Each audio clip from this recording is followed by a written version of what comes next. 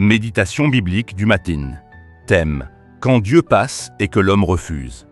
Texte: Luc chapitre 10 verset 10. Mais dans quelque ville que vous entriez, et où l'on ne vous recevra pas, sortez dans ces places et dites. Premièrement, qui a écrit ce texte? L'Évangile, selon Luc, a été écrit par Luc, médecin et compagnon de l'apôtre Paul. Son objectif est de présenter un récit ordonné, précis et théologiquement solide de la vie et de l'enseignement de Jésus. Luc met un accent particulier sur la responsabilité humaine face à la grâce, l'universalité du salut et les conséquences du rejet du message de Dieu. Deuxièmement, à qui ce texte s'adresse-t-il?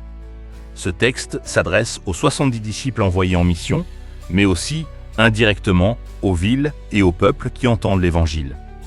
Il vise toute personne qui entend la parole de Dieu, voit l'action de Dieu, mais refuse de recevoir le message. Troisièmement, pourquoi ce texte est-il écrit? Jésus envoie ses disciples annoncer que le royaume de Dieu s'est approché. Luc 10 montre que la mission divine implique une annonce claire, une liberté de choix et une responsabilité face à cette annonce. Le rejet du message n'est pas neutre. Il entraîne des conséquences spirituelles. Quatrièmement, analyse théologique du texte. Le mot grec pour « recevoir » est dechoma. Il signifie « accueillir volontairement », « accepter avec ouverture », « recevoir favorablement ». Refuser les disciples, ce n'est pas refuser des hommes, c'est rejeter la visitation de Dieu. Comme il est écrit dans Luc 10, 16. Celui qui vous écoute m'écoute. Cinquièmement, illustration biblique. Imagine une porte à laquelle Dieu frappe tôt le matin. Il n'enfonce pas la porte, il frappe, puis il passe. La grâce se propose, mais ne s'impose jamais. Sixièmement, exemple concret aujourd'hui. Au niveau spirituel, entendre régulièrement la parole, sans jamais changer de comportement, ou être touché par un message, mais refuser de se repentir. Au niveau personnel, Dieu avertit par une situation, un conseil, une prédication, qui finit par être ignorée. Au niveau collectif, une famille, une église ou une nation qui banalise la voix de Dieu.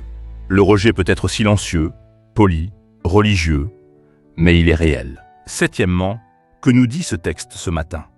Ce matin, Dieu nous rappelle que chaque jour est une visitation. Chaque parole entendue appelle une réponse. Et le refus répété endurcit le cœur. Ne pas recevoir aujourd'hui peut coûter cher demain. Huitièmement, application pratique pour aujourd'hui. Pour cette journée, accueille la parole avec un cœur ouvert. Obéis rapidement à ce que Dieu te montre. Ne reporte pas la repentance ou l'engagement. Discerne les visites de Dieu dans les détails. Pose-toi cette question essentielle. Suis-je en train de recevoir Dieu ou de le laisser passer? Prière du matin. Seigneur, garde mon cœur sensible à ta voix. Donne-moi la grâce de te recevoir sans résistance, que je ne méprise jamais ta visitation. Amen.